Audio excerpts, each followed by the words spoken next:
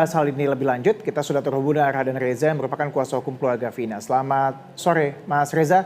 Mas Reza, banyak yang mengatakan atau meragukan bahkan tentang keputusan pihak polisi menetapkan Peggy ini sebagai tersangka atau DPO yang selama ini dicari.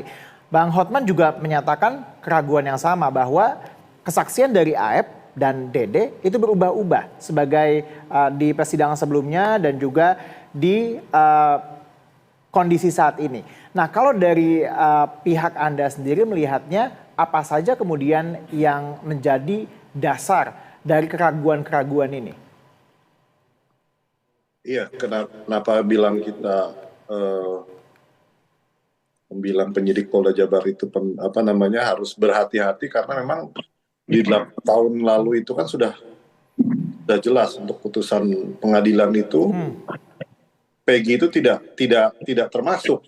Itu menurut kesaksian dari saudara Aep dan Dede. Lalu kenapa tiba-tiba sekarang Peggy itu sebagai salah satu pelaku gitu kan. Jadi itu padahal orangnya kan sama, tapi kesaksiannya berbeda. Itu yang kita minta ke pihak penyidik Polda Jabar untuk lebih berhati-hati lagi dalam memeriksa keterangan dari Aep dan Dede ini karena akan merugikan banyak orang nanti kan seperti itu. Itu saja. Ada lagi nggak, Mas, ya hal-hal lain yang kemudian mendukung argumen bahwa Peggy ini jangan-jangan memang tidak terlibat gitu. Karena kita tahu bahwa pada saat penangkapan itu Bang Hotman juga sempat menyatakan adanya apresiasi dengan langkah cepat dan juga pada saat itu bahkan kalau saya lihat di videonya pada saat itu membacakan BAP yang dimana ada keterangan bahwa Peggy itu di malam itu tuh ada begitu dari keterangan-keterangan saksinya. Apakah kemudian ada pertimbangan-pertimbangan lain mungkin sehingga kemudian menyatakan bahwa penyidik harus berhati-hati? Iya, jadi memang awalnya itu kan yang kita menolak keputusan dari pihak penyidik Polda Jabar yang menghilangkan 2 terduga DPO itu kan dari 3 menjadi 1 itu. Dari situ juga sudah kita pertanyakan kenapa dua terduga DPO itu kan dihilangkan. Padahal jelas dari awal itu kan sudah ada 3 terduga DPO yang salah satunya juga termasuk Peggy. Tapi kan sekarang berkembang dengan munculnya kesaksian Aep dan Dede yang bilang Peggy. Jadi itulah yang bikin kita bertanya-tanya kenapa banyak kesaksian dari Aep dan Dede ini bertolak belakang dan sehingga akhirnya membingungkan semua orang termasuk pihak penyidik. Dan kita pun sebagai kuasa hukum almarhum keluarga Vina juga akhirnya kan jadi ikut ini sebenarnya gimana gitu kan. Kita juga butuh ketegasan dari pihak penyidik harus seperti apa karena kita juga sejauh ini belum bisa banyak berkomunikasi dari pihak penyidik. Jadi kita belum bisa berbicara lebih jauh kalau ini mungkin ada salah tangkap atau apapun itu gitu. Baik, baik. Apakah pihak dari keluarga Vina juga sudah meminta keterangankah dari pihak kepolisian terkait dengan tadi ada 2 hal yang Anda sebut dari mulai DPO yang berkurang, kemudian juga dari pernyataan yang berubah-ubah dari Dede dan juga Aep ini? Iya, kalau pihak keluarga sih memang merasa bersyukur dan sekaligus kecewa. Bersyukurnya karena yang terduga DPO salah satu itu kan berhasil ditemukan dan ditangkap. Yang yang kecewanya itu karena dihilangkan. Jadi semuanya kita pihak keluarga menyerahkan kepada kita kuasa hukum untuk lebih menggali informasi biar kasus ini kan jelas. Jadi nggak yang bertanya-tanya ini kenapa jadi seperti ini, kenapa tiba-tiba kesaksian Aep dan Dede ini bisa berubah-ubah, terus juga kenapa pihak penyidik juga akhirnya seperti tidak sesuai dengan putusan pengadilan di 8 tahun yang lalu. Terus juga ya masih banyak faktor. Makanya kita sangat membutuhkan sekali kejelasan atau komunikasi dengan kita dengan pihak penyidik Polda Jabar. Gitu. Baik, baik. Ada lagi nggak Mas Reza yang kemudian yang menjadi pertanyaan yang masih menggantung bagi pihak Anda maupun pihak keluarga Vina dari keterangan Aep dan juga Dede yang Anda katakan tadi bertolak belakang daripada persidangan dan juga saat ini?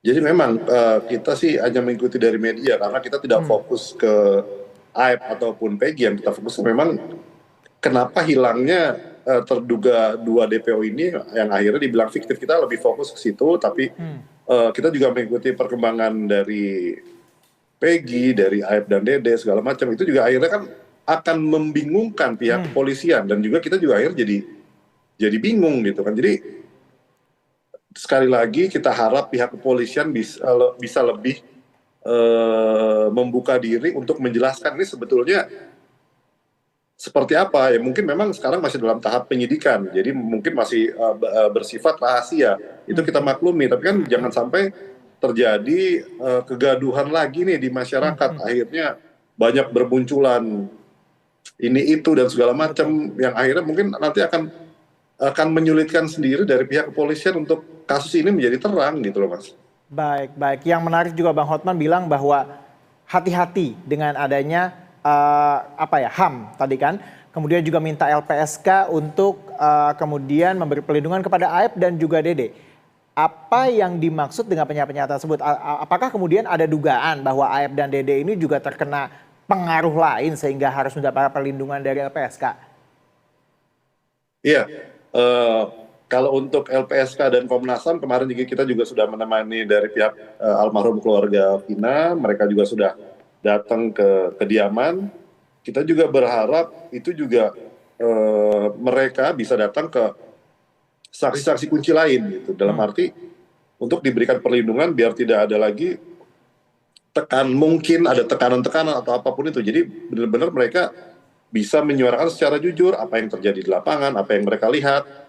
Jadi tidak ada tekanan atau pengaruh dari apapun, sehingga dengan seenaknya mereka bisa merubah kesaksian dan segala macam. Itu akhirnya membuat kasus ini kan menjadi semakin rancu karena banyak ketidaksesuaian dari putusan pengadilan di 8 tahun yang lalu. Gitu. Jadi kita sangat berharap sekali dari pihak LPSK atau Komnas HAM bisa ikut lebih proaktif untuk melindungi para saksi ini untuk lebih bebas berbicara, biar mengungkap kasus ini supaya ada jalan keluar gitu. Jadi tidak berlarut-larut akhirnya merembet kemana-mana dan membuat gaduh di masyarakat. Gitu. Baik, kita semua tentu berharap bahwa kemudian kasus ini mendapat titik terang lah ya, tidak jadinya menjadi bola liar ke sana kemari dan juga isunya semakin melebar. Terakhir ini juga Bang Hotman juga bilang terkait dengan penyidik yang harus berhati-hati. Maksudnya berhati-hati ini apa nih, untuk menentukan tersangka yang tepatkah atau apa kemudian? Iya, jadi berhati-hati itu dalam arti seperti yang tadi saya bilang, dari 3 tersangka dalam waktu 2 minggu dihilangkan hanya menjadi 1 terduga DPO, gitu kan. Sedangkan putusan itu kan sudah melalui dari tingkat kepolisian, Polres, Polda, pengadilan selama 8 tahun, gitu kan. Terus tiba-tiba dalam waktu 2 minggu mereka dinyatakan fiktif, itu kan kita harap lebih berhati-hati, lebih bekerja sama dengan semua pihak biar tidak terburu-buru atau tergesa-gesa dalam menentukan satu terduga DPO yang disebutkan kemarin gitu kan. Jadi yang kita harap berhati-hati ya harus melibatkan semua pihak. Jadi penuh dengan keterbukaan. Jadi tidak terburu-buru gitu, Mas. Baik. Terakhir, Mas Reza, bagaimana kemudian tanggapan dari keluarga Vina sendiri mengenai perkembangan kasus ini yang kemudian kita tahu makin melebar, kemudian juga masyarakat jadi meragukan, mempertanyakan banyak hal. Keluarga Vina sendiri bagaimana tanggapannya? Jadi terakhir kemarin saya berbicara dengan keluarga almarhum Vina yang diwakili oleh kakaknya Mbak Marliana, itu memang sampai berharap meminta bantuan ke Presiden Jokowi dan akhirnya alhamdulillah direspon, dan Pak Kapolri juga biar lebih ikut turun gitu. Jadi biar penantian selama 8 tahun ini untuk keadilan almarhum Vina bisa didapatkan gitu kan, tidak yang kabur akhirnya meluas, akhirnya banyak bermunculan yang saksi-saksi atau apapun itu, akhirnya akan memperberat kerja dari pihak kepolisian gitu. Itu kan sangat harusnya kasus ini kan bisa segera tuntas, tapi akhirnya jadi melebar kemana-mana, melibatkan banyak pihak gitu kan. Yang intinya kita mohon itu kan biar kasus ini segera tuntas, tidak melebar kemana-mana, tidak terjadi kegaduhan di mana-mana, yang akhirnya kasus fokus utama dari kasus ini kan akhirnya jadi bias gitu loh, Mas. Jadi nggak karu-karuan gitu.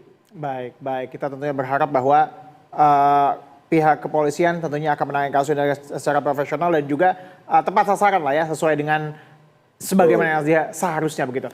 Terima kasih Mas Raden Reza atas perbincangan singkat kita di Berita Sore. Selamat sore, Mas.